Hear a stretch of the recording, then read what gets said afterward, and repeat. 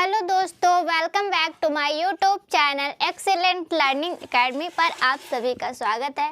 तो आज हम आपके लिए नया चैप्टर लेके आए हैं जो कि बायोलॉजी का है।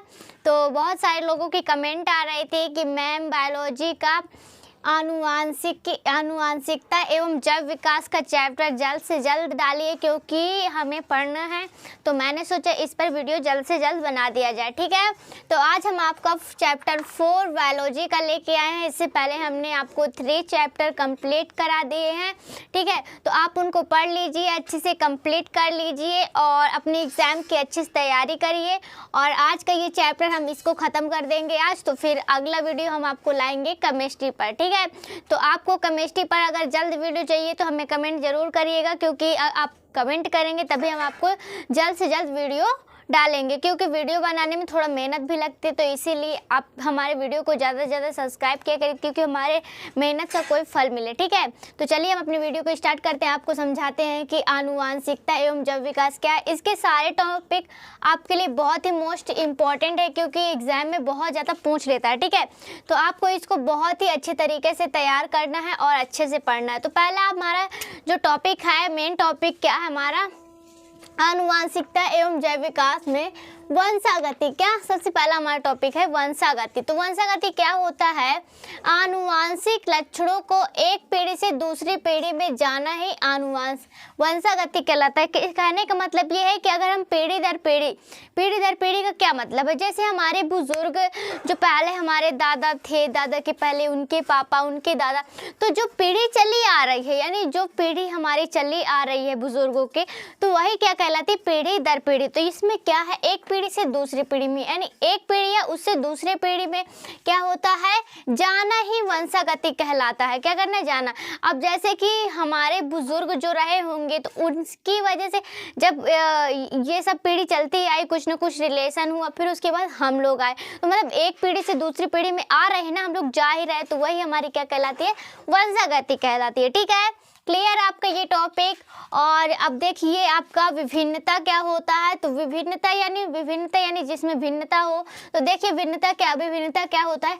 जीवधारियों के बीच पाए जाने वाले अंतर को ही विभिन्नता कहते हैं, यानी कि उसमें जो डिफरेंट पाया जाता है उसी को हम विभिन्नता कह देते हैं। जैसे जैसे कि पुरुष में यानी नर में कुछ और लक्षण पाए जाते हैं और मादा में कुछ और लक्षण पाए जाते हैं, पुत्र में कोई और लक्षण पाए जाते हैं। हर किसी के लक्षण अलग अलग होते हैं ना। तो इसी तरह वही हमारा क्या कहलाता है? विभिन्नता, यानी कुछ ना कुछ अलग होना, कुछ ना कुछ डिफरेंट होना ही हमारा विभिन्नता कहलाता है। आप इसको सिंपल सी भाषा में समझ सकते हैं, बहुत ईजी है।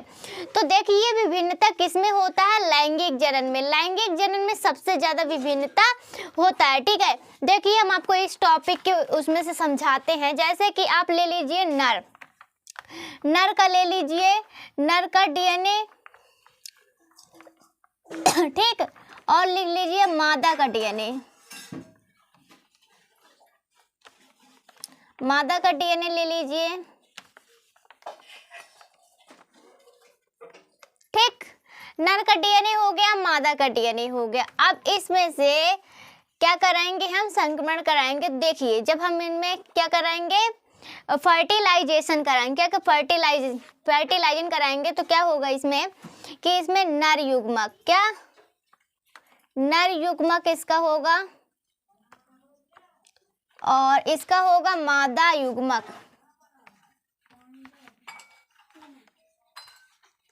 ठीक। इसका होगा नर से आएगा नर के डीएनए, यानी नर से आएगा नर युग्मक, मादा से आएगा मादा युग्मक, ठीक है।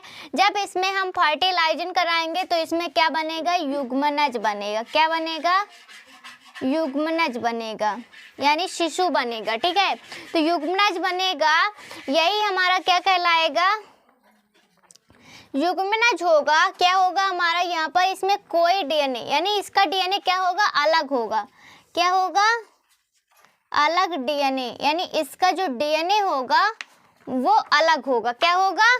अलग होगा। हमारे मतलब कि इसमें जो नर और मादा का फर्टिलाइजेशन कराएंगे तो इसका नर युग्मक, इसका मादा युग्मक जब मिलते हैं तो इसमें युग्मनज बनता है और यही फर्टिलाइजेशन कहलाता है, ठीक है।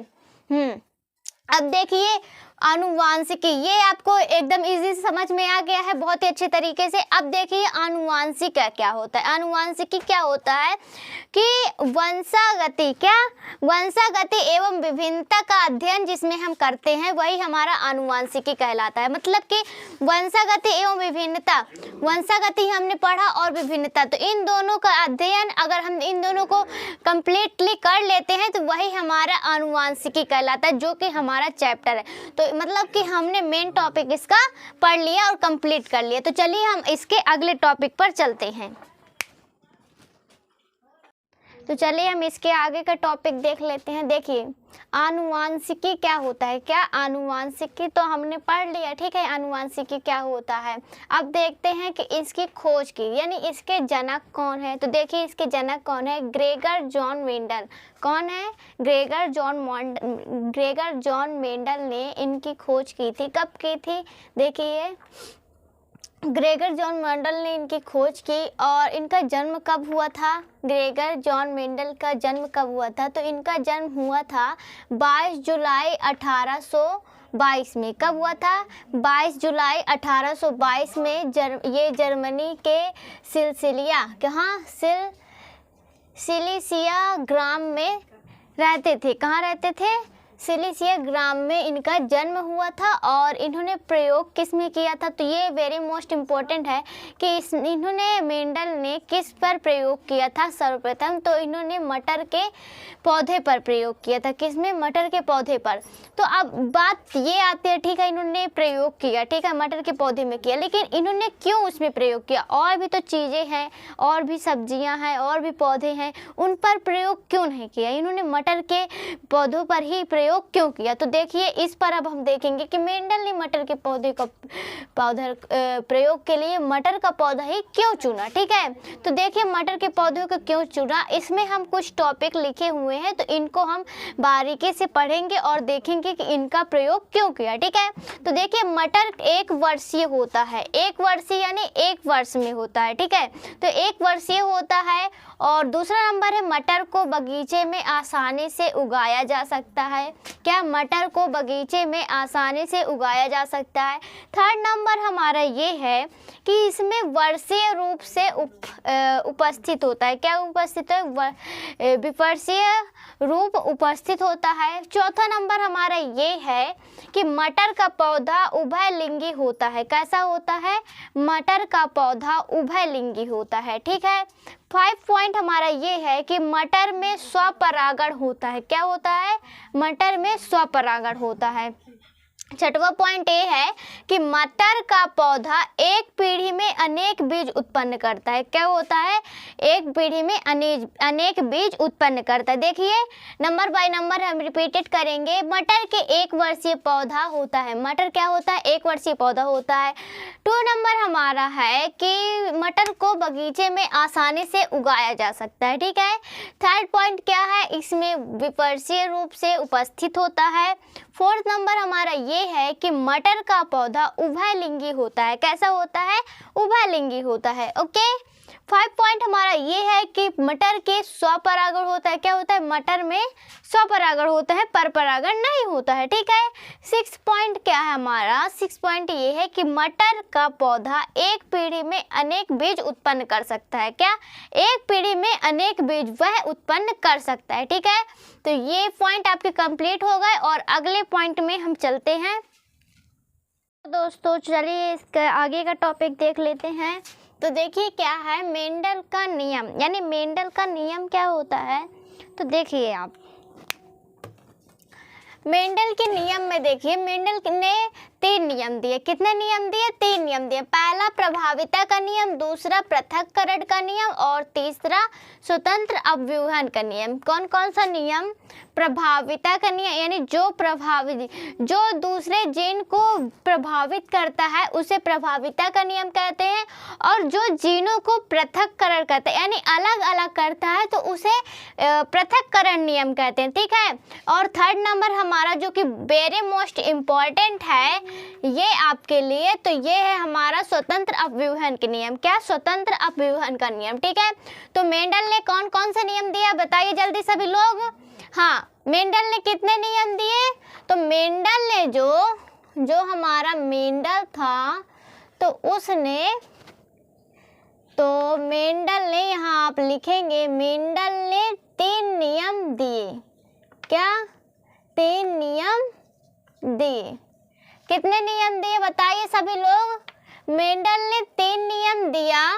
कौन कौन से? पहला हमारा हो गया प्रभाविता। बोलिए सभी लोग, सभी स्टूडेंट एक साथ बोलिए। पहला हमारा हो गया प्रभाविता। सेकेंड नंबर हमारा हो गया पृथक्करण। क्या? सेकेंड नंबर हमारा हो गया पृथक्करण। थर्ड नंबर हमारा हो गया स्वतंत्र अव्यूहन। क्या? स्वतंत्र अव्यूहन का नियम। Good, yes. तो चलिए इतना हो गया आपका। अब देखिए आपको पता चल गया है कि मेंडल ने जो नियम दिए वो हमारे थर्ड नियम हो गए। कौन कौन से हो गए वो हमें पता चल गए हैं। तो अब हम एक एक करके सभी नियम के बारे में पढ़ेंगे, ठीक है? तो फटाफट चलिए हम स्टार्ट करते हैं और इसको देखते हैं। तो देखिए पहला आपका जो प्रभाविता का नियम है तो ये कौन सा है? तो देखिए इस नियम में क्या होता है। तो चलिए जल्दी से देख लीजिए। जब प्रभावी लक्षण यानी जो प्रभाव डालते हैं, ठीक है, तो वो प्रभावी लक्षण जीन तथा अप्रभावी लक्षण, क्या? जब प्रभावी लक्षण का जीन, क्या? प्रभावी लक्षण का जीन तथा अप्रभावी लक्षण के जीन से, क्या? अप्रभावी लक्षण का जीन साथ में उपस्थित होते हैं। क्या होते हैं? साथ में उपस्थित होते हो प्रभावी लक्षण अपना लक्षण प्रदर्शित करता है।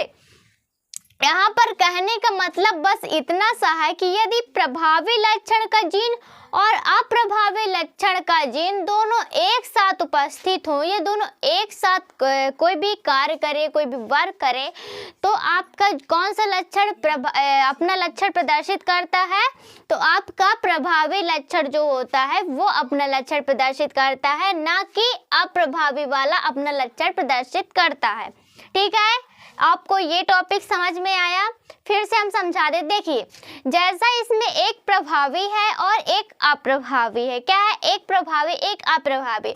तो उसमें जो प्रभावी होता है तो प्रभावी लक्षण होता है और अप्रभावी लक्षण दोनों एक साथ वर्क करते हैं। तो प्रभावी वाला लक्षण जो होता है वो अपना लक्षण प्रदर्शित करता है, यानी जीन प्रदर्शित करता है, और अप्रभावी वाला अपना जीन प्रदर्शित नहीं करता, यानी अपना लक्षण प्रदर्शित नहीं करता है। तो चलिए इसको हम डायग्राम के माध्यम से समझते हैं। देखिए पहला हमारा क्या है? प्रभावी। क्या? प्रभावी ले लेते हैं। आपको दिख रहा है? एक मिनट हम इसको इरेज कर देते हैं और फिर आपको दिखाते हैं, ठीक है? तो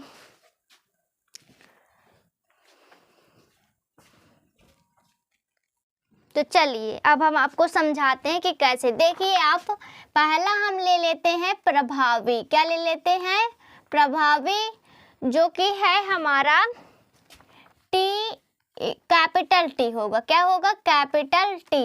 दूसरा हम ले लेते हैं अप्रभावी। क्या ले लेते हैं? अप्रभावी। ठीक है, तो ये हमारा होगा, ये होता है स्मॉल टी और स्मॉल टी। ठीक है, तो कैपिटल टी और स्मॉल टी से हम क्रिया कराएंगे। ये हमारा क्या होता है? ये जो हमारा होता है, तो ये हमारा, इसको भी इरेज कर देते हैं ताकि आपको अच्छे से समझ में आए। ठीक है,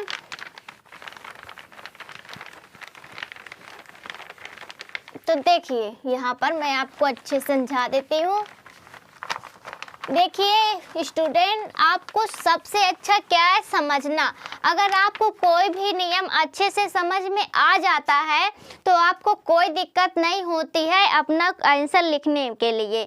जब तक हमारा डाउट या कॉन्सेप्ट क्लियर नहीं रहता है तभी तक हमको कोई भी आंसर लिखने के लिए ये सब याद करना पड़ता है। नहीं तो अगर एक बार कॉन्सेप्ट हमारे माइंड में क्लियर हो जाता है तो हम कोई भी टॉपिक अपने तरीके से लिख सकते हैं। ठीक है, तो डिफिनेशन जैसे मैंने आपको बता दी है वैसे ही मैं आपको अब डायग्राम के माध्यम से समझाऊंगी, इसको समझने के बाद आपको तुरंत समझ में आ जाने वाला है। ठीक है, तो आप क्या करेंगे? पहला आप लेंगे प्रभावी। ठीक है, क्या होगा आपका? सॉरी गलत हो गया, प्रभावी। दूसरा होगा अप्रभावी। ठीक है, अप्रभावी। ओके, तो ये हमारा यहाँ लेंगे कैपिटल टी, ठीक है, याद रखिएगा। यहाँ हम लेंगे कैपिटल टी, यहाँ लेंगे स्मॉल टी, ठीक है। इतना आपने किया। तो ये जो कैपिटल होता है वो हमारा लंबा पौधा होता है और ये हमारा क्या होता है, बौना पौधा होता है। क्या होता है, बौना, अप्रभाव। तो जब इसका हम क्रॉस संकरण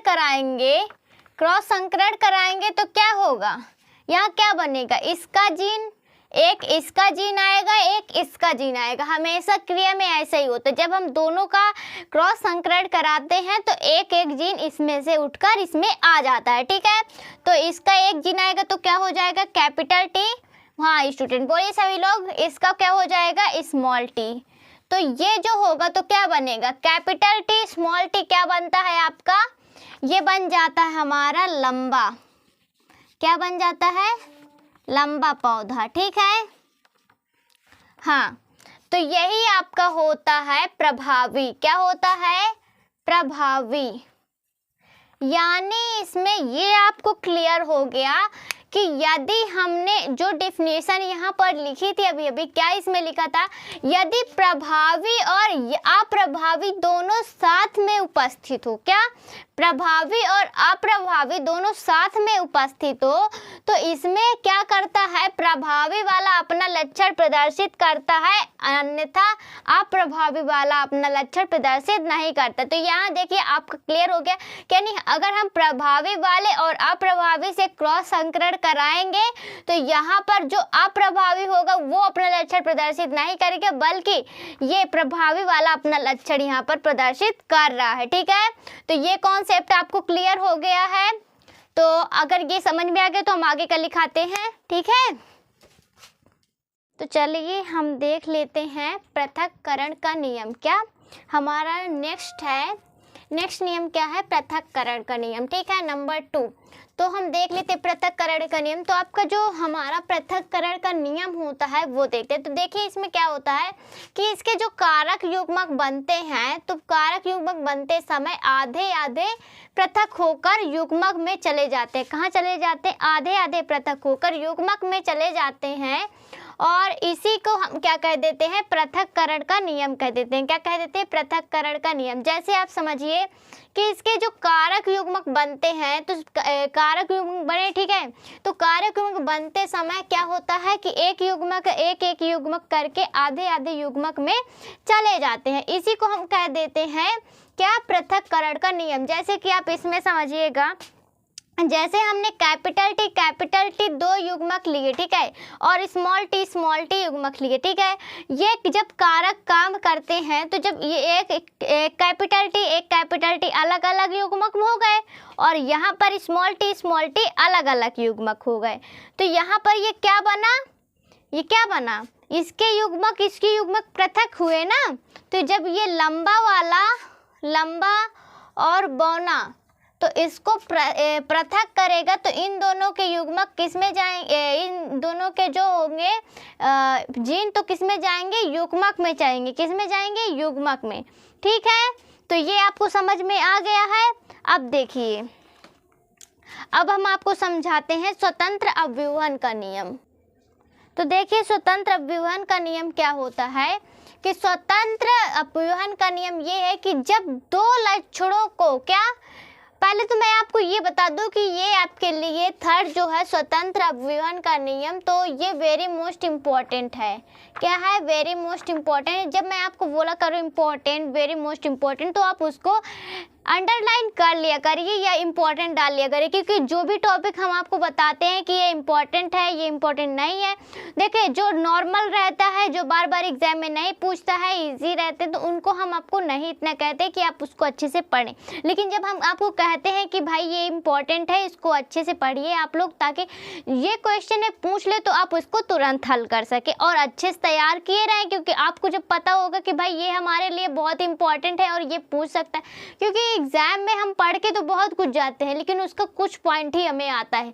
ये पूरा सिलेबस भाई वो हमें पेपर में कोई बता देता नहीं कि भाई ये पॉइंट आपको पूछेगा तो आप ये तैयार कर लो। अगर ये हमें पता चल जाए तो ये साल भर हमको क्यों मेहनत करनी पड़े, इतना क्यों हमको पढ़ाई करना पड़े। बताइए, आप लोग टॉपर ही ना कर जाए हर कोई, तो ऐसा नहीं होता है। हमको पूरी किताब पढ़नी पड़ती है, सब कुछ अच्छे से समझना पड़ता है, पूरे कॉन्सेप्ट अच्छे से क्लियर करने पड़ते हैं। जब हम सब कुछ अच्छे से पढ़ लेते हैं और जो भी इम्पोर्टेंट रहता है उसको भी तैयार कर लेते हैं, जो नहीं इम्पोर्टेंट उसको भी पढ़ के जाते हैं, तो ऐसा कोई टॉपिक नहीं होता है जो आपको ना आए। आप हर टॉपिक अच्छे से कर सकते हैं, ठीक है। तो ये तो हो गई भाई टॉपिक की बात। अब देखिए क्या होता है इसमें, स्वतंत्र अभियान का जो नियम होता है आपका, तो ये बहुत बार पूछा जा चुका है और इस बार भी संभावना है कि शायद आपसे ये पूछ सकता है, ठीक है। तो इसलिए मैं आपको कह रही हूँ कि इसको तो आप ज़रूरी तैयार कर लीजिएगा। तीनों नियम वैसे तो हमने आपको बहुत ही छोटी भाषा में समझाया है, क्योंकि इसको आपको ज़्यादा तो तैयार करने की ज़रूरत नहीं है, क्योंकि अगर आप इसको अच्छे से समझ लेते हैं इस वीडियो में तो आपको क्या करना है, दोबारा रिपीट बस करना होता है और बाकी आपको जाता है, ठीक है। तो आप अच्छे से इसको अपना कॉन्सेप्ट क्लियर करिए और 2-3 बार अगर इसको सॉल्व करेंगे, आप अच्छे से लिखेंगे, तो मुझे 100% आप पर यकीन है कि आप इसको अच्छे से तैयार कर लेंगे, ठीक है। तो चलिए मैं आपको इसको अब स्वतंत्र अभिवहन का नियम समझाती हूँ, क्योंकि पृथक्करण का नियम तो मैंने आपको समझा ही दिया है, ठीक है। देखिए, जब दो लक्षणों को लेकर संकरण जब दो लक्षणों को लेकर संकरण कराया जाता है तो दोनों लक्षणों के जीन स्वतंत्र रूप से युग्मक में चले जाते हैं। क्या?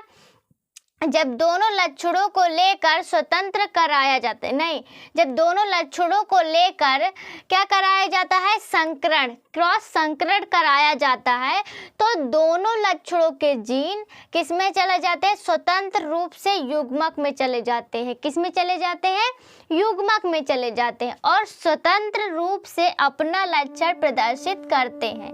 क्या करते हैं, बोलिए सभी स्टूडेंट, स्वतंत्र रूप से अपना लक्षण प्रदर्शित करते हैं। एक बार फिर से समझिए, जब दो लक्षण, मान लीजिए आपके दो लक्षण है, ठीक है, तो दो लक्षण को लेकर हम क्रॉस संकरण कराएंगे तो क्या हमारा होगा, तो उसके दोनों जीन यानी दोनों लक्षण के जीन किस में जाएंगे, स्वतंत्र रूप से युग्मक में जाएंगे। किस में जाएंगे, युग्मक में, और स्वतंत्र रूप से अपना लक्षण प्रदर्शित करेंगे। जैसे कि मैं अभी इसको इरेज करती हूँ और इसमें आपको डायग्राम बनाकर समझाती हूँ, ठीक है। तो पहले तो हम इसको इरेज कर देते हैं, नहीं तो आप अब इतनी तो जगह है नहीं कि मैं आपको अच्छे से उस तरह समझा पाऊँ, ठीक है। तो हम इसको फटाफट इरेज कर देते हैं और मैं अब आपको समझाती हूँ क्या, स्वतंत्र अभिवहन का डायग्राम, ठीक है। तो ये हो गया हमारा इरेज। अब हम इसमें स्वतंत्र अभिवहन लिख लेते हैं ताकि आपको सही रहे।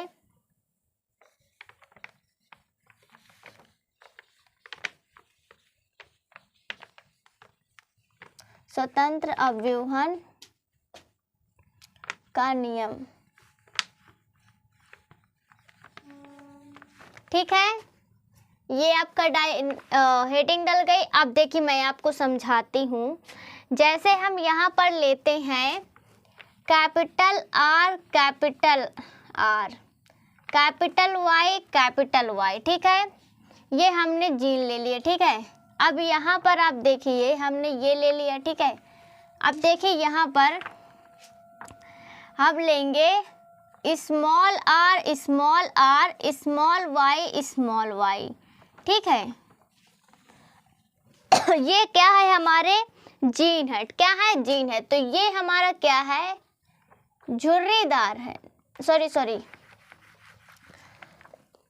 ये हमारा है गोल पीला, क्या है, गोल पीला, और ये हमारा क्या है, झुर्रीदार, क्या है, झुर्रीदार हरा है, क्या है, झुर्रीदार हरा है। तो ये हमारे जीन है गोल पीले और ये हमारा जीन है झुर्रीदार हरा है। तो जब इन दोनों में जब इन दोनों में हम कराएंगे क्रॉस संकरण, क्या कराएंगे, क्रॉस संकरण कराएंगे, तो देखिए आप इसमें क्या बनेगा, क्या बनेगा इसमें, बोलिए सभी लोग। आर आर, कैपिटल आर, एक जिन यहाँ से आया, एक जिन यहाँ से आया, तो कैपिटल आर स्मॉल आर। ठीक, एक जिन यहाँ से आएगा, एक जिन यहाँ से आएगा, तो capital R capital R small R. ठीक, अब देखिए एक जिन यहाँ से उठ के आएगा यानी कैपिटल वाई, एक जिन यहाँ से उठ के आएगा और कैपिटल वाई स्मॉल वाई। ठीक, क्या आया यहाँ पर बताइए सभी लोग। Capital R small R, capital Y small Y, ये आपको समझ में आया। तो ये क्या बनेगा, ये किसका लक्षण प्रदर्शित कर रहा है, गोल पीला। क्या, गोल पीला। ठीक, तो हमेशा यही होता है कि प्रभावी लक्षण ही अपना क्या है, प्रभावी ही अपना लक्षण प्रदर्शित करता है, अप्रभावी अपना लक्षण प्रदर्शित नहीं करता है।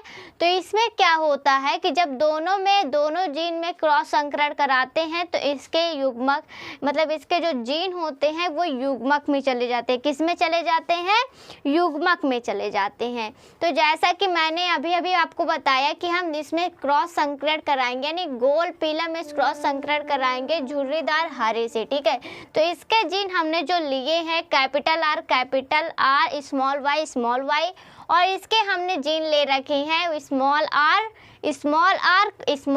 Small Y. ठीक है, तो जब इसमें हम कराते हैं क्रॉस संकरण तो क्या बनता है हमारा, capital R capital Y small Y यानी गोल पीला पौधा बनता है। क्या बनता है, गोल पीला पौधा बनता है। तो यही आपका स्वतंत्र अव्यूहन का नियम है जो कि आपको बहुत ही अच्छे से समझ में आ गया होगा। ठीक है, तो इसको आप नोट करिए, फिर हम अगला टॉपिक आपको लिखाएं।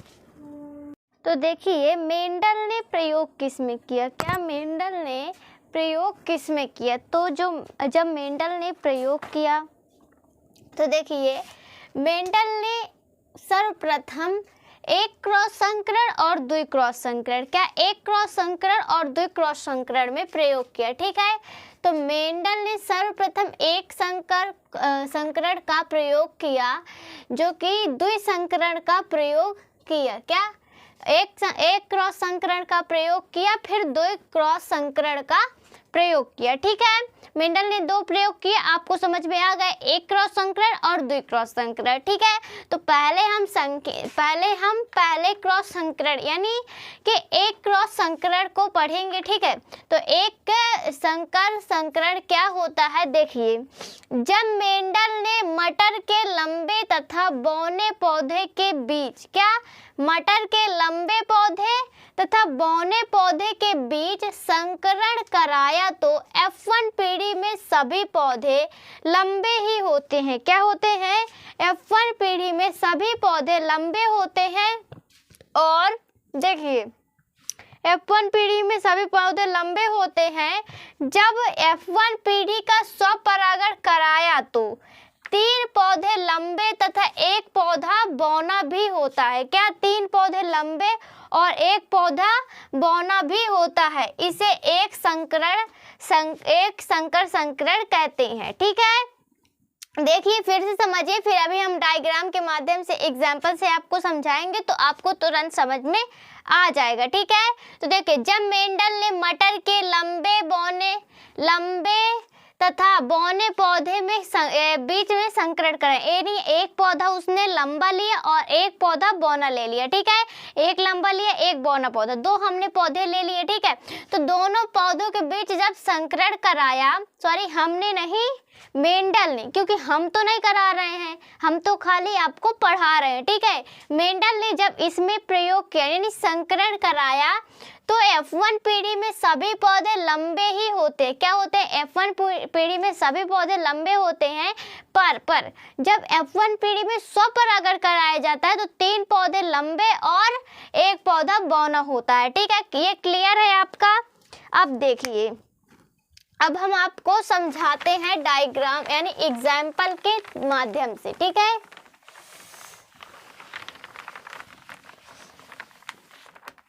तो जल्दी से हम इसको इरेज कर देते हैं, फिर हम आपको समझाते हैं एक क्रॉस संकरण। क्या? एक क्रॉस संकरण।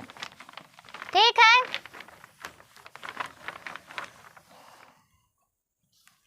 देखिए हम यहाँ लिख लेते हैं एक संकर संकरण।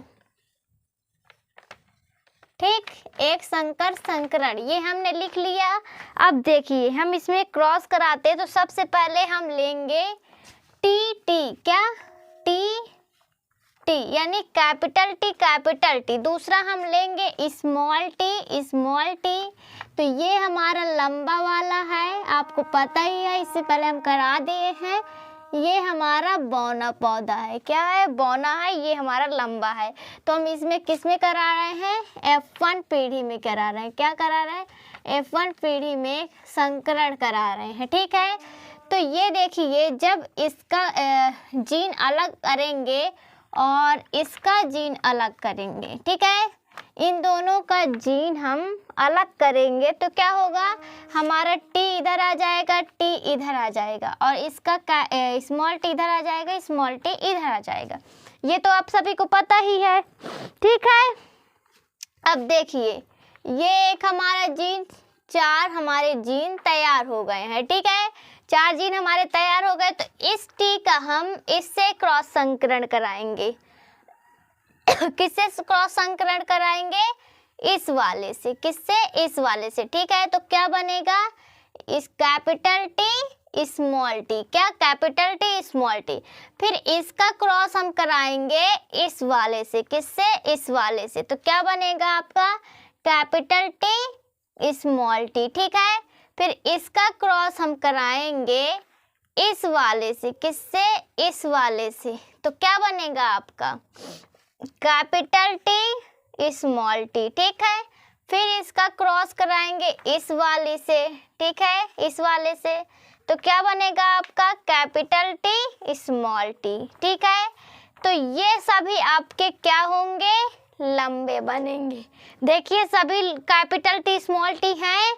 देखिए सभी लोग, यानी कि जब हम इससे यानी लंबे वाले पौधे से बौने पौधे से संकरण कराते हैं तो जो इसके जीन होते हैं जब इसमें युग्मक में जाते हैं तो इसमें संकरण कराने पर हमारे लंबे पौधे प्राप्त होते हैं। कैसे पौधे प्राप्त होते हैं? लंबे पौधे प्राप्त होते हैं। ठीक है, तो ये हमारा F1 पीढ़ी में था, तो यानी इसका जीन टी है कैपिटल टी, इसका कैपिटल टी, इसका स्मॉल टी। ठीक है, तो जब कैपिटल टी हमारे जीन अलग हुए और इसके हमारे जीन अलग हुए, तो जब हम इन जीनों का ये क्रॉस संकरण करा रहे हैं, यानी एक बार हम इस जीन से कराएंगे इसका, एक बार इसका इस जीन से कराएंगे, दोनों से कराएंगे, एक बार इस जीन का इससे कराएंगे, एक बार इससे कराएंगे, यानी दोनों से कराएंगे, तो हमारे क्या मिलेंगे? कैपिटल टी स्मॉल टी सभी में मिलेंगे। ठीक है, तो ये सभी क्या होंगे? हमारे लंबे पौधे। कैसे पौधे? लंबे पौधे। ठीक है, तो ये हमारा हो गया क्लियर। तो सभी लोग इसको नोट कर लीजिए, फिर हम स्क्रीनशॉट लीजिए। ठीक है, अब हम इसको इरेज कर देते हैं। अब हम समझाते हैं स्वपरागण से। ठीक है,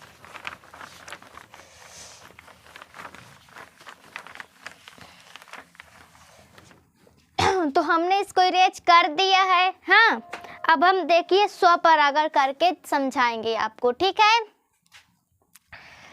तो F1 पीढ़ी में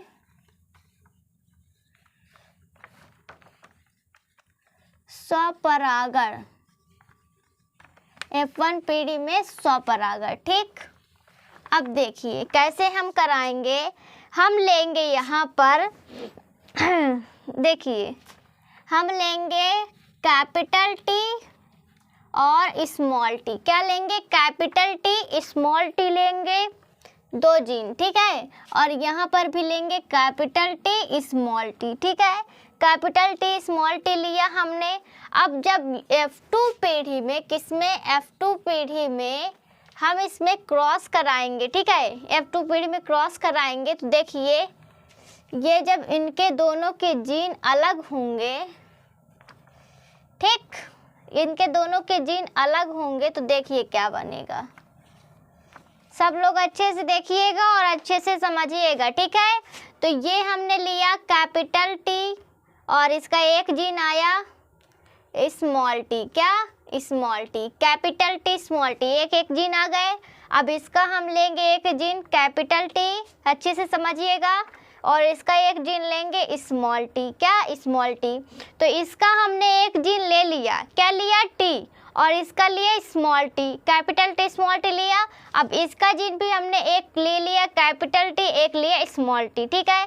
तो जब हम इनका क्रॉस, अब ये अलग अलग जीन हो चुके हैं, अब हम इनका कराएंगे क्रॉस संकरण।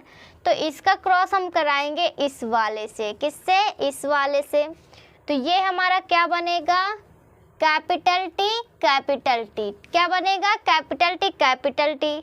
अब इसका क्रॉस हम कराएंगे, किससे कराएंगे?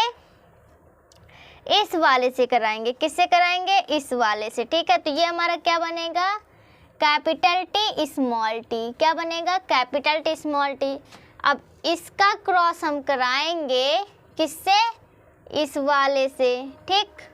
तो क्या बनेगा हमारा? कैपिटल टी स्मॉल टी, ठीक। अब इसका क्रॉस हम कराएंगे किससे?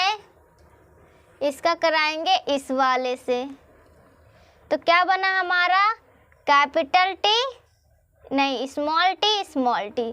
तो आप यहाँ पर देख सकते हैं, आपको देखने को मिल रहा है, ये हमारा हो गया कैपिटल टी वाला शुद्ध पौधा। क्या हो गया? शुद्ध पौधा। और शुद्ध पौधा हो गया, ठीक है। आपको दिख रहा है? एक मिनट हम देखते हैं आपको दिख रहा है कि नहीं दिख रहा है। तो आपको नहीं दिख रहा है, इसका मतलब है ना, आपको नहीं दिख रहा है। मैं ऊपर बनाकर थोड़ा सा आपको समझाती हूँ जल्दी से, क्योंकि आपको जब अच्छे से दिखेगा नहीं तो समझ में कैसे आएगा, है ना। तो देखिए,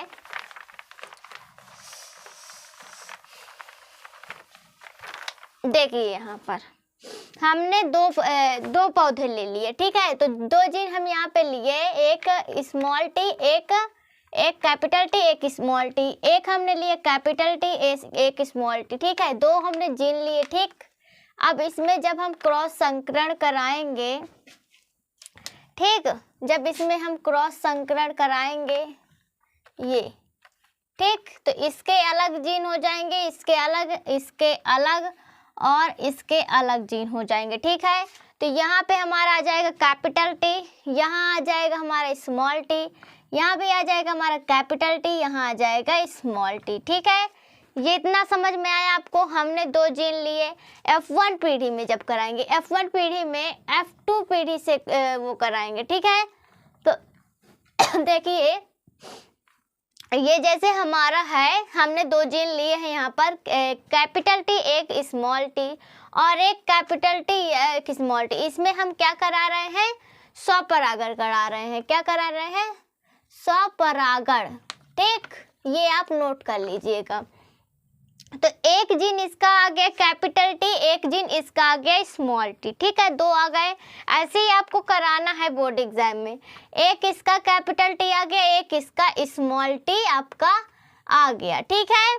तो देखिए, जब हम इससे क्रॉस कराएंगे, यानी पहले कैपिटल वाले का कराएंगे तो इससे कराएंगे, किससे? इससे, टी वाले से। तो कितना आएगा हमारा? एक जीन हमने इससे लिया, एक जीन इससे, ठीक है। तो टी यानी कैपिटल टी, ठीक है। तो ये हमारा बना शुद्ध पौधा। क्या? शुद्ध लंबा पौधा, शुद्ध लंबा पौधा, ठीक। शुद्ध लंबा पौधा बना। अब इसका हमने कराया इस वाले से। किससे? इस वाले से। तो क्या बना हमारा? कैपिटल टी स्मॉल टी, यानी लंबा पौधा बना, ठीक है। अब इसका क्रॉस संकरण हम कराएंगे इससे। तो क्या बना हमारा? कैपिटल टी स्मॉल टी, यानी ये भी लंबा पौधा बना, है ना। अब इसका क्रॉस कराएंगे हम किससे? इस वाले से, ठीक। तो इस वाले से जब कराएंगे तो हमारा बनेगा स्मॉल टी। तो ये वाला हमारा है, ये तीनों तो हमारे लंबे पौधे हो गए, और ये जो हमारा पौधा है स्मॉल टी, ये हमारा बौना है। क्या है? बौना है, ठीक है। तो इसके जो प्रारूप बनेंगे, प्रारूप यहाँ पर लिखिए लक्षण प्रारूप। क्या? लक्षण प्रारूप। तो लक्षण प्रारूप जो यहाँ पर बनेगा तो वो बनेगा 3:1। क्या? 3:1। ठीक है। और जीन प्रारूप क्या बनेगा? जीन प्रारूप का अनुपात,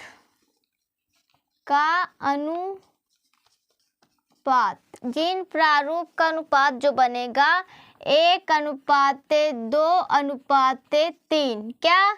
1:2:3। तो लक्षण प्रारूप आपका बनेगा 3:1, यानी 3 लंबे पौधे और 1 बौना पौधा। क्या? 3 लंबे पौधे 1 बौना पौधा। और जीन प्रारूप बनेगा 1:2:3। क्या? 1:2:3। तो आपको, मुझे इतना अच्छे से पता है कि आपको ये चीज़ समझ में आ चुकी है। ठीक है। किस किस स्टूडेंट को समझ में नहीं आई है, तो मेरे ख्याल से तो आप सभी को समझ में अच्छे से आ गई होगी। ठीक है। तो आज का ये वीडियो कैसा लग रहा है आप सभी को कमेंट करते जाइए। वीडियो अच्छा लग रहा है, वीडियो मज़ा आ रही है, आपको हर एक टॉपिक बहुत ही अच्छे से और बहुत ही क्लियर भाषा में हम आपको समझाएंगे, ताकि आपको किसी भी टॉपिक को रटने की ज़रूरत ना पड़े और अच्छे से आपको याद हो जाए। ठीक है। तो इतना आप नोट करिए फटाफट। तो चलिए हम इसके आगे देखते हैं द्विसंकरण यानी द्विसंकर संकरण क्या होता है। ठीक है। तो जब इसमें देखिए आप द्विसंकर संकरण में, ये भी आपके लिए वेरी मोस्ट इम्पॉर्टेंट है, क्योंकि ये भी बहुत एग्जाम में पूछ लेता है। ठीक है। तो इसको देखिए आप कि जब 2 लक्षणों को एक साथ लेकर संकरण कराया जाता है। क्या? 2 लक्षणों को, या इसमें मतलब इसके शब्द में ही इसका अर्थ छुपा हुआ, जैसे कि आपने यहाँ पर देखा, हम क्या पढ़ रहे हैं? द्विसंकर संकरण पढ़ रहे हैं। ठीक है। तो आप द्वि है तो यानी कि 2, यानी इसमें 2 लक्षण होते हैं। क्या होते हैं? 2 लक्षण जब हम लेते हैं तो 2 लक्षणों को एक साथ संकरण कराते हैं, तो वही हमारा द्विसंकरण कहलाता है। ठीक है। 2 लक्षणों को लेकर संकरण कराना ही हमारा संकर कहलाता है। तो ठीक है। ये देखिए अब हम इसमें क्रॉस करके दिखाते हैं। पहले हम इसका आकार बता देते हैं कि इसका आकार कैसा होता है। तो इसका जो आकार होता है तो वो कैसा होता है? गोल होता है। कैसा होता है? गोल। ठीक है। और जो इसका रंग होता है, क्या होता है? रंग। आकार कैसा होता है? गोल होता है। जो इसका रंग होता है तो वो देखिए रंग कैसा रहता है? पीला। कैसा रहता है? पीला, यानी गोल पीला। और इसका बौने पौधे का कैसा रहता है? ये लंबे पौधे का है, ये बौने पौधे का। तो बौने पौधे का रहता है झुर्रीदार हरा। झुर्रीदार रहता है। इसका रंग कैसा रहता है? हरा रहता है। तो आपको ये तो पता ही है कि जो लंबा पौधा रहता है तो गोल पीला होता है, और जो बौना पौधा रहता है तो वो झुर्रीदार हरा होता है। ये तो आपको पता ही है, मैंने इससे पहले जो टॉपिक आया था उसके पहले मैंने आपको अच्छे से समझा दिया है ना। तो अब ये तो आपको पता ही है कि अगर इसका आकार मतलब कि जो है गोल पीला है तो वो कैसा पौधा है? लंबा पौधा है। कैसा? लंबा पौधा है। और झुर्रीदार हरा है यानी बौना पौधा है। तो जो इसका आकार यानी कि गोल पीला है तो इसमें क्या रहेगा? Capital R capital Y। Capital R capital Y रहेगा, ये कैपिटल R स्मॉल y रहेगा। और जो झुर्रीदार रहेगा तो उसमें क्या रहेगा? देखिए जो झुर्रीदार रहेगा तो उसमें दोनों स्मॉल स्मॉल रहेंगे। क्या रहेंगे? स्मॉल स्मॉल रहेंगे। तो ये झुर्रीदार कहलाता है। ठीक है। इतना आपको पता ही है। अब देखिए हम इसमें क्या करा कि अब हम इसमें क्रॉस करके दिखाते हैं आपको। ठीक है।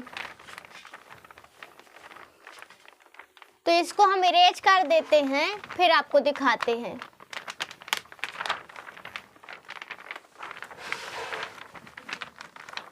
तो ये देखिए पहले हम लेंगे गोल पीला। कैसा लेंगे? गोल पीला।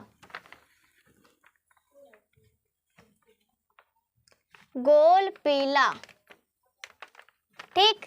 गोल पीला हमने लिया। अब लेंगे हम झुर्रीदार हरा। क्या लेंगे? झुर्रीदार हरा। ठीक, गोल पीला और झुर्रीदार हरा हो गए। हमने 2 ले लिए हैं, तो अब हम इसमें क्या कराएंगे, क्रॉस कराएंगे। तो इसका हम जिन कैसा लेंगे बताइए स्टूडेंट। देखिए इसका हम जिन लेंगे कैपिटल R और कैपिटल Y, ठीक, ये जिन लेंगे। फिर हम इसका लेंगे स्मॉल r, स्मॉल y, ठीक, ये हमने जिन ले लिए। अब जब हम इसमें कराएंगे क्रॉस संकरण, क्या कराएंगे, क्रॉस संकरण कराएंगे। तो देखिए इसमें क्रॉस संकरण कराने पर क्या होता है, इसके एक एक जिन बाहर निकलते हैं, यानी एक जिन इसका एक जिन इसका बाहर निकलेगा, ठीक है।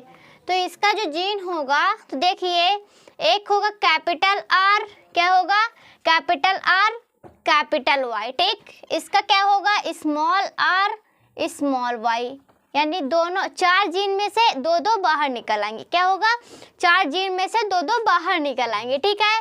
फिर इसमें जब हम फर्टिलाइजन कराएंगे, क्या कराएंगे, फर्टिलाइजन, तो इसमें क्या होगा, इसके जीन जब मिलेंगे, क्या मिलेंगे, जीन मिलेंगे, यानी फर्टिलाइजन होगा। तो इसके आएंगे, यानी कैपिटल R, एक जीन इसका आएगा स्मॉल r, एक जीन इसका आएगा कैपिटल Y, एक जीन इसका आएगा स्मॉल y, ठीक है। इतना समझ में आया आपको, हमने एकदम इजी तरीके में आपको बताया है। देखिए गोल पीला हमने लिया, एक झुर्रीदार हरा लिया, क्या लिया, गोल पीला और झुर्रीदार हरा, ठीक है। तो इसमें हमने capital R capital I capital Y हमने जिन लिए, इसमें हमने स्मॉल r स्मॉल y लिए, जबकि आपको पता है अच्छे से कि हम इसमें ऐसे ही लेते हैं, ठीक है।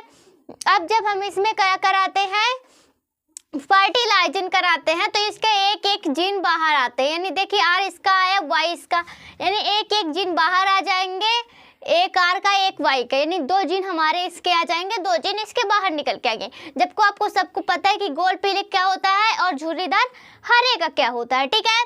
तो जब हम इसमें क्या कराएंगे, फर्टिलाइजन कराएंगे, यानी युग्मक इसके मिलेंगे, तो देखिए क्या होगा, इसका कैपिटल R स्मॉल r एक एक बाहर निकल आएगा, इसका एक निकल आएगा कैपिटल Y स्मॉल y, ठीक है।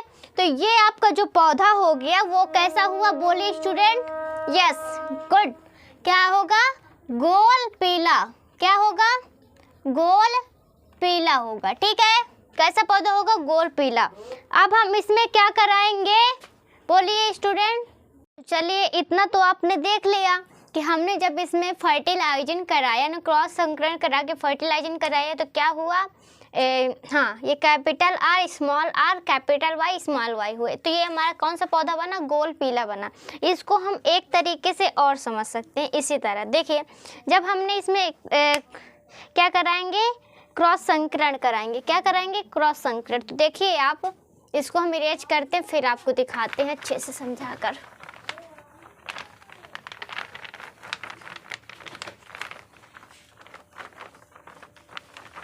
देखिए स्टूडेंट, हम आपको बहुत अच्छे से समझा रहे हैं, तो आप अच्छे से इसको समझिए। देखिए हमने लिया एक कैपिटल Y, देखिएगा कैपिटल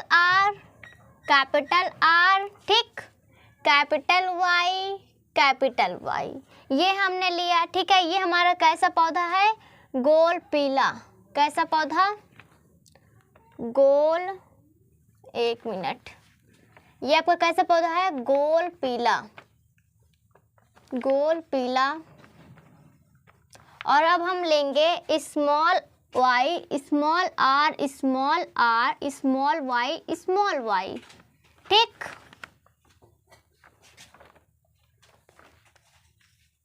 ये हमने लिया, तो ये हमारा क्या है, झुर्रीदार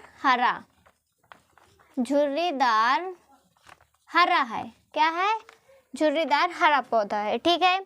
तो ये हमारा शुद्ध है और ये हमारा शुद्ध पीला, ये शुद्ध हरा है, तो ये हमारा क्या हुआ, गोल पीला। तो इसमें जब हम कराएंगे क्या, क्रॉस संकरण कराएंगे, तो देखिए इसमें क्या बनेगा, क्रॉस संकरण कराने पर तो एक हमारा क्या बनेगा, कैपिटल R, क्या बनेगा, capital R small r capital Y small y, जो मैंने अभी अभी आपको समझाया, ठीक है। तो ये बनेगा। अब इसमें क्या देखिए बनेगा, जब हम इसमें क्रॉस संकरण कराए, इसमें तो देखिएगा स्टूडेंट, हाँ तो ये देखिए पहला हमारा जो बनेगा गोल, पीला गोल बनेगा। क्या बनेगा? पीला गोल बनेगा। दूसरा नंबर का हमारा बनेगा, कैसा बनेगा? पीला झुर्रीदार। क्या? पीला झुर्रीदार बनेगा। क्या? पीला झुर्रीदार। ठीक है। और ये थर्ड नंबर हमारा बनेगा, क्या बनेगा? हरे व गोल। हरे व गोल पौधे बनेंगे। अब देखिए फोर्थ नंबर हमारा क्या बनेगा? देखिए स्टूडेंट, हरे व झुर्रीदार। हरा व झुर्रीदार। झुर्रीदार। तो जो हमारा क्या होगा, पीला गोल होगा, वो हमारे 9 बनेंगे। क्या बनेंगे? 9। ठीक। पीला झुर्रीदार क्या हमारा बनेगा? अनुपाते 3। क्या बनेगा? 3। और हरा गोल क्या बनेगा? अनुपाते 3। और झुर्रीदार अनुपाते क्या बनेगा? 1। क्या बनेगा? 1। तो यही हमारा अनुपात कहलाता है। यानी ऐसे गोल पीला गोल कौन कौन से पौधा बनता है? 9 बनते हैं। और पीला झुर्रीदार कितना बनता है? 3।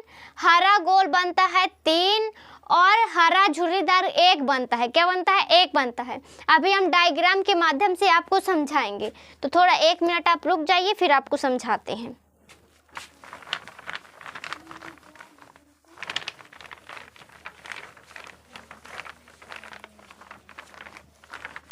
तो देखिएगा, अब हम जीन लेंगे। क्या लेंगे?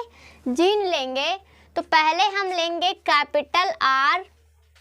यहाँ पे अच्छे से आप देखिएगा, एक बॉक्स बना लीजिए। तो पहला हम लेंगे कैपिटल R, कैपिटल R। ठीक। दूसरा हम लेंगे capital R, small capital R। हाँ नहीं, पहले हम लेंगे capital R, capital Y। Capital R, capital Y। दूसरा हम लेंगे कैपिटल R, स्मॉल y। ठीक। तीसरा हम लेंगे small r, capital Y। Third 4 number हम लेंगे स्मॉल r, स्मॉल y। ठीक। ये हमने ले लिया। अब हम इसमें क्या बनाएंगे? बॉक्स बनाएंगे। क्या बनाएंगे? बॉक्स बनाएंगे। ठीक है। तो आप बॉक्स हिस्सा बना लीजिए। जब इसमें हम बॉक्स बना लेंगे तो आप देखिएगा स्टूडेंट, इसमें हम 4 बॉक्स बनाते हैं। तो यहाँ पर भी हम लेंगे, क्या लेंगे? यहाँ पर भी हम लेंगे। ठीक है। तो यहाँ जो हम लेंगे तो हम इसी सारणी में लेंगे। कैसी सारणी में लेंगे? इसी सारणी में, यानी जो हमने ऊपर बनाया हुआ है तो इसी में लेंगे। ठीक है। तो यहाँ हम क्या लेंगे? Capital R, capital Y। क्या? Capital R, capital Y। फिर हम लेंगे second number capital R, small y। ठीक। थर्ड नंबर हम लेंगे स्मॉल r, कैपिटल Y। और फोर्थ नंबर हम लेंगे, क्या लेंगे स्टूडेंट? फोर्थ नंबर बोलिए सभी स्टूडेंट, समझ में आ रहा है? Small y, small capital small r, small y। ठीक। जब हम इसमें क्रॉस कराएंगे, क्या कराएंगे? क्रॉस संकरण कराएंगे। तो देखिएगा, जो हमारा क्रॉस संकरण होता है, देखिए इसका जीन मिलता है। क्या? इसका जीन और इसका जीन मिलकर बनता है। तो क्या बनेगा? इसका भी कैपिटल है, इसका भी कैपिटल है। तो आपका क्या बनेगा यहाँ पर? Capital R, capital R, capital Y, capital Y। Good. देखिए इसका जीन मिलाएंगे हम, अच्छे से देखिएगा, इसका जीन। ठीक है। तो जब हम इसका जीन इसके जीन में मिलाएंगे तो देखिएगा, इसका भी कैपिटल है, इसका भी कैपिटल है। ठीक है। इसका भी Y कैपिटल है, इसका भी कैपिटल है। तो दोनों के जीन हम इसमें रख देंगे। अब जब इसका हम करेंगे इससे, किसका? इससे करेंगे तो देखिएगा, एक कैपिटल R, कैपिटल R, दोनों के कैपिटल R है, लेकिन एक का कैपिटल Y है, एक का स्मॉल y है। तो एक का हम कैपिटल Y रख लेंगे, एक का स्मॉल y रख लेंगे। ये आपके लिए वेरी मोस्ट इम्पॉर्टेंट मैं बता रही हूँ, क्योंकि ये एग्जाम में जरूर पूछता है। तो इसीलिए आप इसको समझ लीजिए, क्योंकि ये समझना वेरी मोस्ट इम्पॉर्टेंट है। ठीक है। कैसे मैं कर रही हूँ ये बस आप समझ लीजिए। ठीक है। तो यही जो रहता है, अब देखिएगा इसमें जब क्रॉस कराएंगे, देखिएगा इसका क्या है? कैपिटल R है और कैपिटल Y है। ठीक है। तो इसका जो कैपिटल आर है और स्मॉल आर है, तो ये हम लिख लेंगे कैपिटल वाई और इसका भी कैपिटल वाई हम यहाँ लिख लेंगे। ठीक है, अब देखिए स्टूडेंट, यहाँ पे कैपिटल आर वहाँ है, यहाँ स्मॉल आर है, यहाँ कैपिटल वाई है, यहाँ क्या है, स्मॉल वाई है। ठीक, हमने इसको कर लिया। अब सेकेंड नंबर हम करेंगे, देखिएगा इसका क्या है, कैपिटल आर है, इसका भी क्या है, कैपिटल आर है, इसका क्या है, capital Y small Y. Serious ऐसे ही रखते हैं। ठीक है, फिर इसका लेंगे कैपिटल आर, इसका भी कैपिटल आर है, इसका है स्मॉल वाई, इसका भी स्मॉल वाई है। ठीक है, अब देखिएगा इसका हो गया हमारा। अब देखिए स्टूडेंट, इसका क्या है, कैपिटल आर है। ठीक है, इसका क्या है, स्मॉल आर है, इसका कैपिटल वाई है और इसका क्या है, स्मॉल आर है, स्मॉल वाई है। ठीक है, इसका क्या है, देखिए कैपिटल आर, इसका क्या है, स्मॉल आर, फिर वाई क्या है, दोनों के सेम है, यानी स्मॉल वाई है। ठीक, ये हो गया।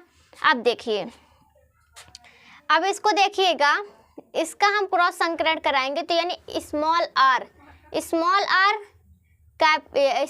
इसमें भी है, स्मॉल आर इसमें भी है। एक मिनट देखिए इसका, हाँ कैपिटल आर है, इसका स्मॉल आर है, इसका क्या है, कैपिटल वाई है, इसका भी कैपिटल वाई है। ठीक, अब देखिए इसका कैपिटल आर है, इसका स्मॉल आर है, और इसका कैपिटल वाई है, इसका स्मॉल वाई है। ठीक, हमने कर दिया। इसका भी स्मॉल आर है, इसका भी स्मॉल आर है, इसका कैपिटल वाई है, चलिए इसका भी कैपिटल वाई है, इसका क्या है, कैपिटल आर है। ठीक है, इसका भी कैपिटल आर है, इसका कैपिटल वाई है और इसका स्मॉल वाई है। ठीक है, इसका क्या है, कैपिटल आर। ठीक, ऊपर का यहाँ क्या है, small R, capital Y, small Y. Okay, सबको समझ में आ रहा है, बोलिए हाँ। तो इसका क्या है हमारा, कैपिटल आर। देखिए अच्छे से, आप लोगों को समझ में तो आ रहा है ना, जैसे हम करते जा रहे हैं। ठीक है, तो देखिए इसका क्या है, कैपिटल आर, और इसका क्या है, इसका जो है capital R, small Y. Okay, अब इसका क्या है, capital R, capital Y, small R sorry, और इसका कैपिटल वाई और इसका स्मॉल वाई। ओके, अब देखिए स्मॉल आर, स्मॉल वाई। ठीक है, तो आप इसमें देखिएगा क्या सेम है क्या सेम नहीं है, अच्छे से देखिएगा। 1 2 3 4। ठीक, 1 2 3 4, और यहाँ पे आ जाएगा 5। अब जबकि इसमें सब सेम है तो इसको हम नहीं लेंगे। ठीक है, और यहाँ आएगा आपका 6। क्या आएगा, 6, ये भी सेम है तो इसको भी हम नहीं लेंगे। यहाँ आपका आ जाएगा 7। ठीक, 7, और यहाँ आ जाएगा आपका 8। क्या आ जाएगा, 8, और यहाँ हम इन दोनों को छोड़ेंगे, यहाँ आपका आ जाएगा 9। क्या आ जाएगा, 9। अब देखिए जो आपका ये 1 यानी 1 से लेकर 1 2 3 4 और 5 6 7 8 9 है, तो इसको हम लिख लेंगे यहाँ पर। हाँ, यहाँ लिख लेते हैं हम, यहाँ लिख लेंगे, अनुपात का चिन्ह लगा देंगे। ठीक है, अनुपात का हमने चिन्ह लगा दिया। अब देखिएगा कहाँ से हमने छोड़ा था, हाँ 1 2 3 4। ठीक है, तो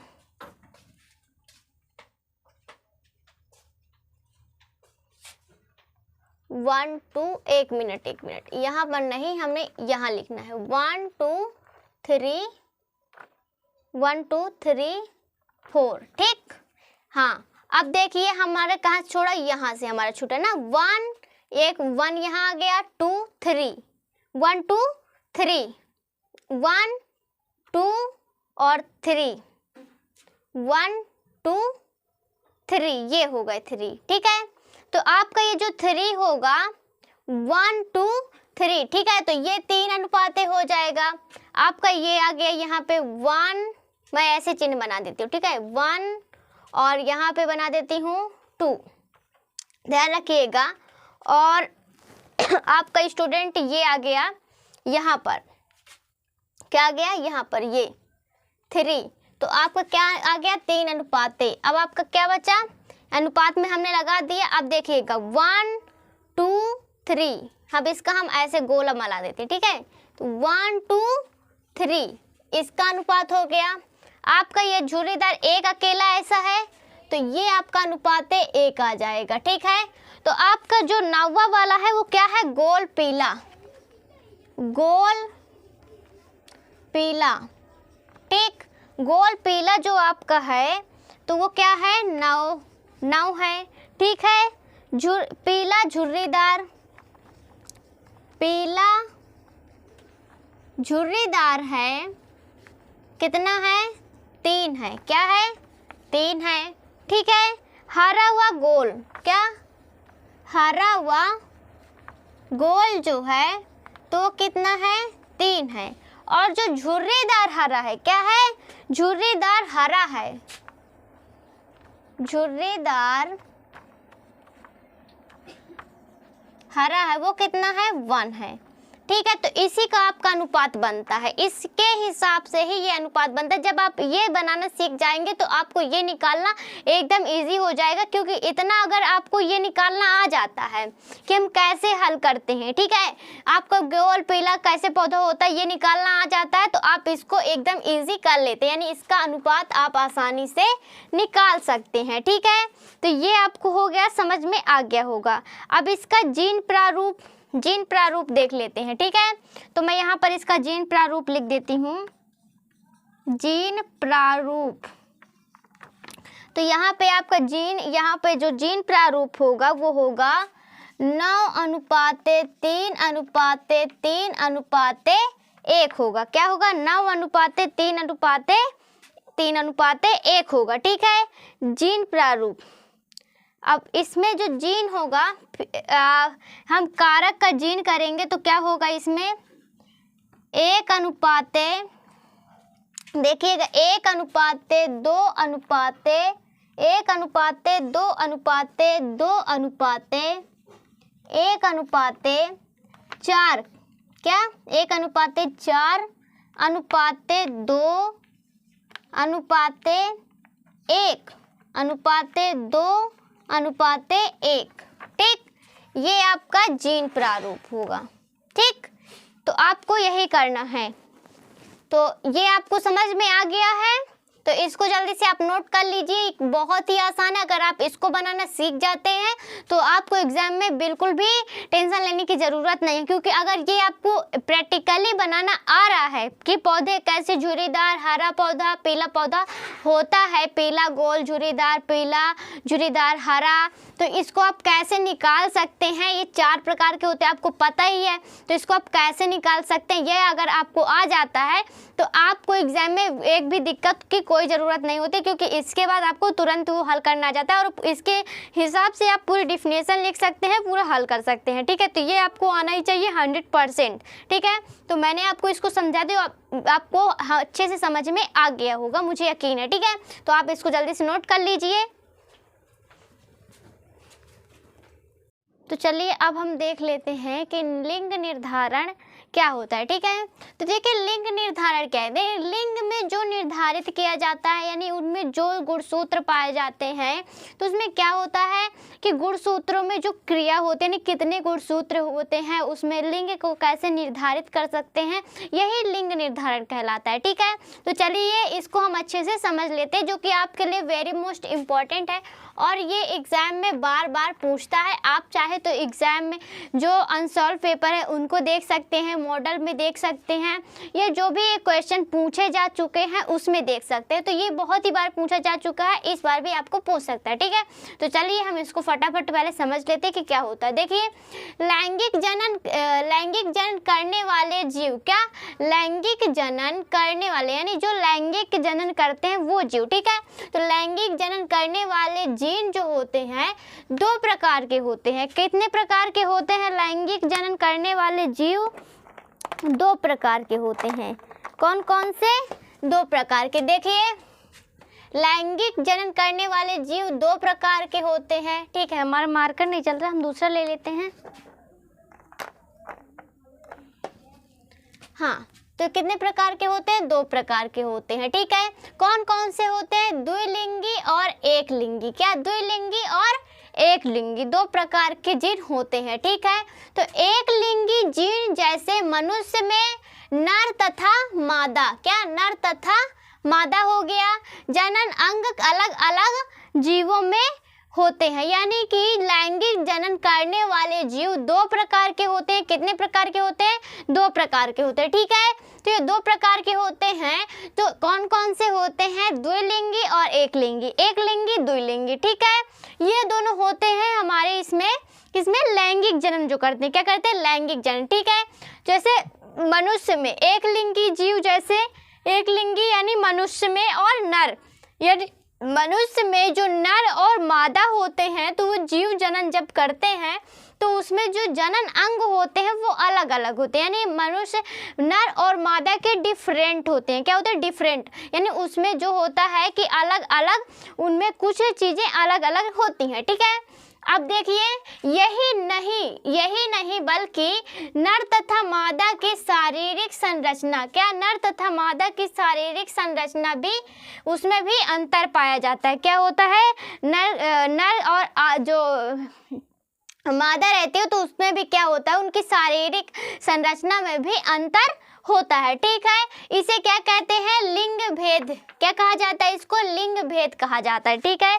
अब देख लेते हैं मनुष्य में लिंग निर्धारण। क्या? मनुष्य में लिंग निर्धारण। तो मनुष्य में लिंग निर्धारण क्या होता है? देखिए, ये भी बहुत इंपॉर्टेंट है, ठीक है। हम जितने भी टॉपिक आपको इंपॉर्टेंट बताते हैं तो उसको आप नोट कर लिया करिए, क्योंकि ये बहुत एग्जाम में बार बार पूछ सकता है, इसलिए हम आपको बार बार चिल्लाते हैं, बोलते हैं कि आप इसको नोट करिए, ये इंपॉर्टेंट है आपके लिए, ठीक है। तो इसको आप नोट कर लीजिएगा। अब देखिए, हम इसको समझाते हैं कि मनुष्य में लिंग निर्धारण कैसे होता है। देखिए, मनुष्य की सभी कायिक जनन, क्या? सभी कायिक जनन तथा कोशिकाओं में 22 यानी 23 जोड़ी व 46 गुणसूत्र होते हैं। क्या? 23 जोड़े होते हैं और 46, कितने? 46 गुणसूत्र होते हैं, ठीक है। इसमें 44 गुणसूत्र के 22 समजात जोड़े होते हैं। क्या? 46 गुणसूत्र के 22 समजात जोड़े होते हैं, जिन्हें ऑटोसोम्स कहा जाता है। क्या कहा जाता है? ऑटोसोम्स कहा जाता है, ठीक है। क्या होता है? मनुष्य की सभी कायिक जनन कोशिकाओं में, कौन सी जनन कोशिकाओं में? कायिक जनन कोशिकाओं में, ठीक है। कौन सी कोशिकाओं में? कायिक जनन कोशिकाओं में 23 जोड़े या 46 गुणसूत्र, क्या? 23 जोड़े व 46 गुणसूत्र होते हैं। क्या होते हैं? 23 जोड़े व 46 गुणसूत्र पाए जाते हैं, ठीक है। इसमें जो 44 गुणसूत्र होते हैं, क्या होते हैं? 44 गुणसूत्र होते हैं, तो उसके 22 समजात जोड़े होते हैं। क्या? 44 गुणसूत्र के 22 समजात जोड़े होते हैं, जिन्हें क्या कहा जाता है? ऑटोसोम्स कहा जाता है। क्या कहा जाता है? ऑटोसोम्स कहा जाता है। इतना आपको क्लियर हो गया, ठीक है। अब देखिए, शेष एक जोड़ा गुणसूत्र लिंग गुणसूत्र कहलाता है, यानी एक जोड़ा जो होता है गुणसूत्र वही हमारा लिंग गुणसूत्र कहलाता है, ठीक है। ये क्लियर हो गया आपका। अब देखिए, मनुष्य की जनन कोशिका में कितने गुणसूत्र होते हैं? मनुष्य की जनन कोशिका में, तो मनुष्य की जनन कोशिका में 22 जोड़ा, तो इसमें क्या होता है? एक्स वाई होता है। पुरुष में, किसमें? पुरुष में एक्स वाई 22 जोड़ा होता है, और इसमें एक्स वाई होता है, यानी टोटल 46 गुणसूत्र होते हैं। कितने? 46 गुणसूत्र। स्त्री में क्या होता है? इसमें 22 जोड़ा और एक्स। आपने देखा होगा कि जो पुरुष का होता है तो उसका एक्स वाई होता है और मादा का एक्स होता है, ठीक है।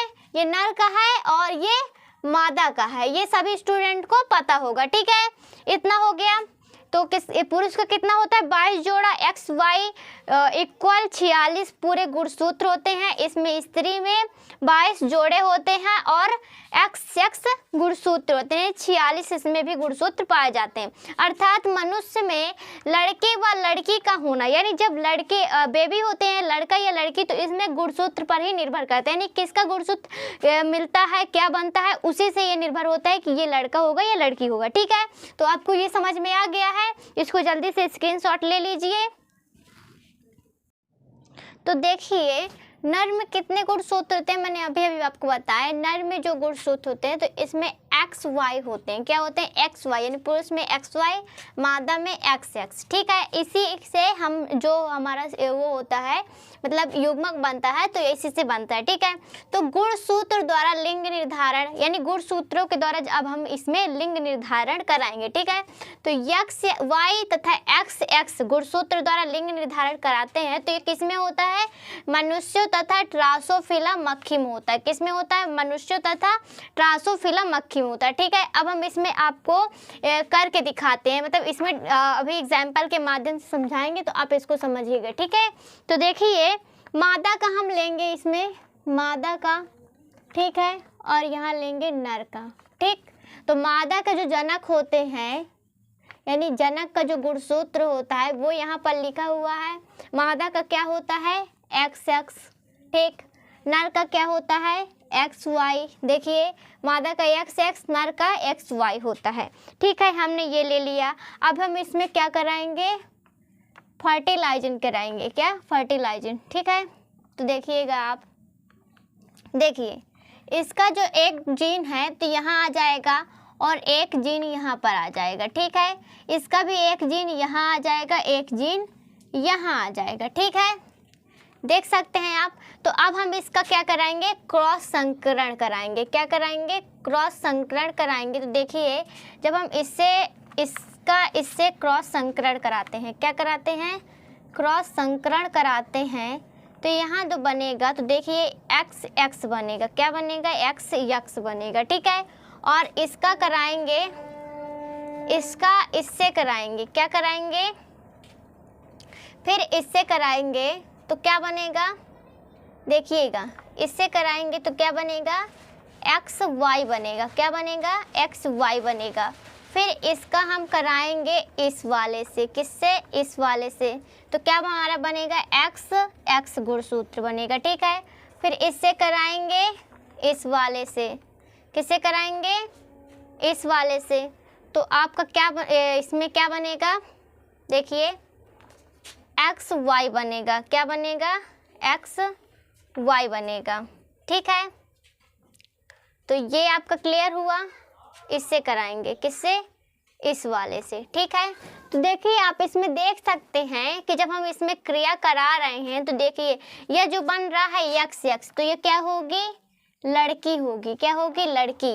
और XY वाला क्या होगा? लड़का बनेगा। क्या बनेगा? लड़का।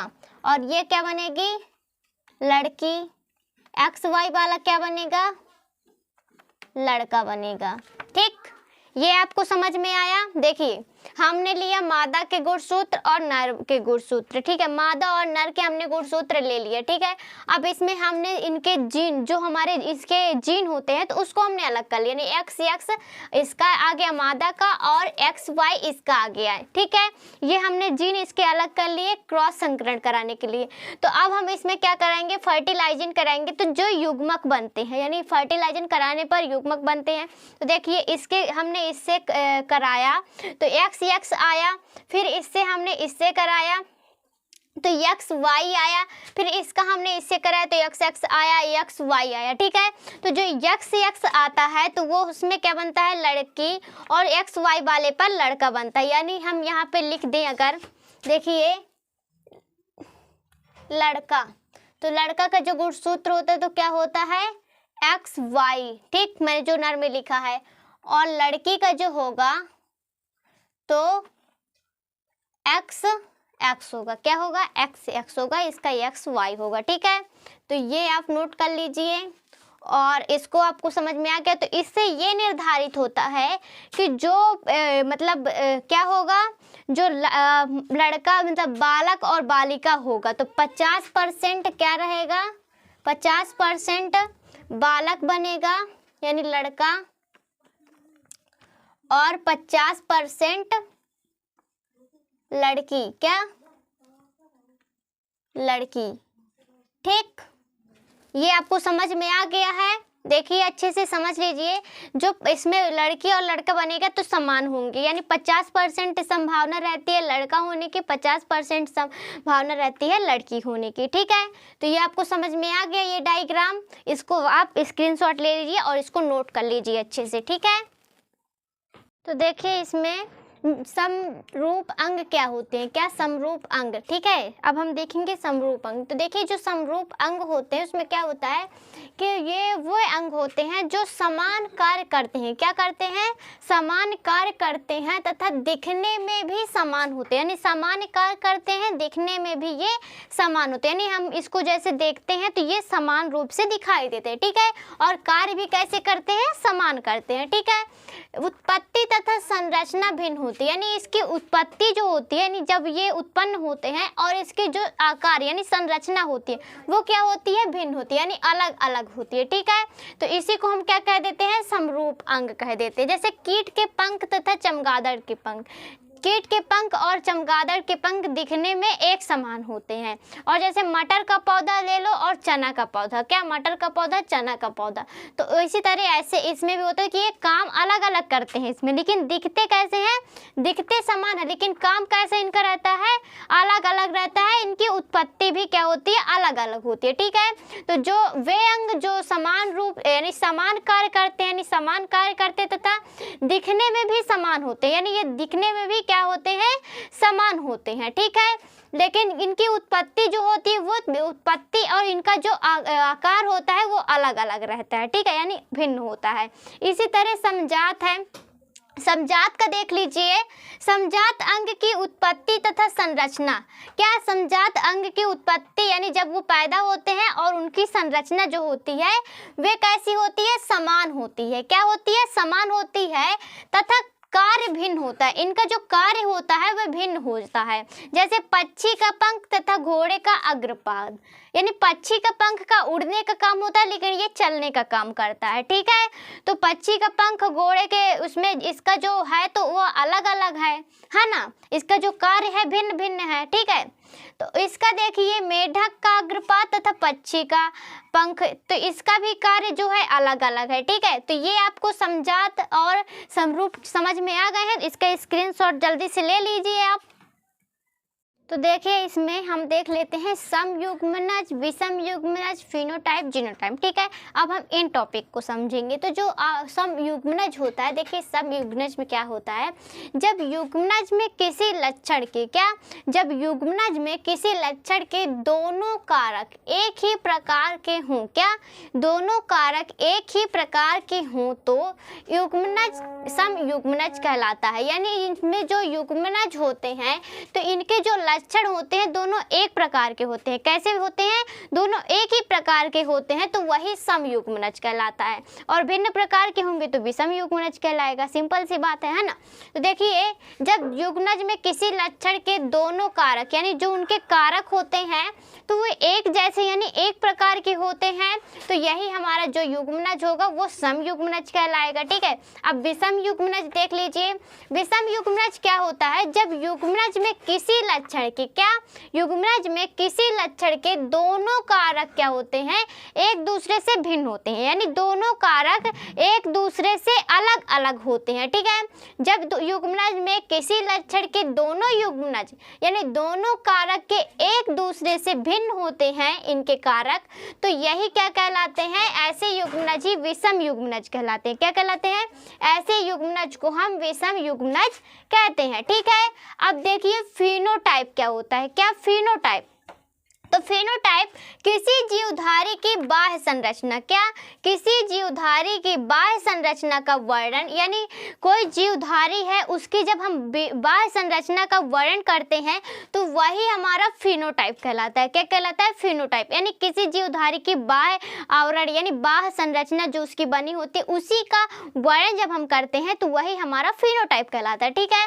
जीनोटाइप क्या होता है, किसी जीवधारी की कोशिकाओं की आनुवांशिक संरचना, जो उसके अंदर की कोशिकाएं होती हैं और जो आनुवांशिक होता है, आनुवांशिक संरचना होती है, अर्थात उसकी कोशिका में उपस्थित जीनों का वर्णन जब कहते हैं, यानी कि जो किसी जीवधारी है उसके अंदर की जो कोशिका पाई जाती है, आपको कोशिका पता ही होगा, अंदर शरीर के अंदर कोशिकाएं पाई जाती, कई कोशिकाएं मिलकर ऊतक बनाते, ऊतक मिला कर क्या बनाते, अंग बनाते, अंग मिलकर अंग तंत्र, और उसके बाद अंग तंत्र क्या मिलाकर क्या बनता है, हमारे एक शरीर यानी शरीर का ढांचा तैयार होता है, ठीक है। उसी प्रकार जो जीवधारी यानी जीवधारी के कोशिकाओं की आनुवांशिक संरचना होती है, अर्थात उसकी कोशिकाओं में जो उपस्थित जीन होते हैं, क्या उपस्थित होते हैं, जीन यानी गुणसूत्र उपस्थित होते हैं, तो उनका वर्णन जब हम करते हैं वही हमारा जीनोटाइप कहलाता है। क्या कहलाता है, जीनोटाइप कहलाता है।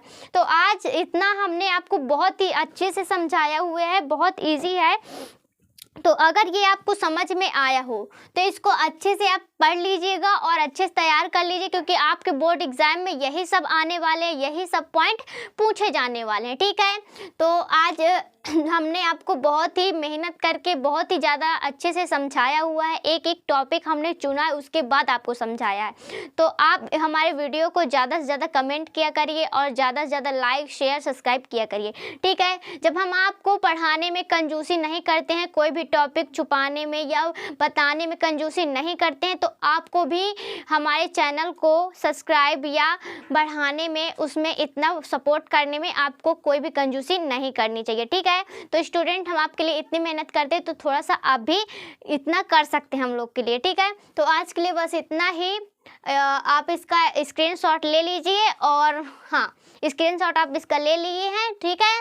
तो आज हम इतना ही आप इसको पढ़ाएंगे। अगर आपको अगले नेक्स्ट किसी भी चैप्टर या किसी भी सिलेबस पर आपको वीडियो चाहिए, जो भी आपका चैप्टर नहीं हुआ हो कंप्लीट, ठीक है, तो आप उसमें हमसे क्या कर दें, कमेंट कर दीजिएगा, हम उसमें आपको वीडियो प्रोवाइड करा देंगे, ठीक है। तो आज के लिए बस इतना ही, मिलेंगे अगले वीडियो पर, ठीक है।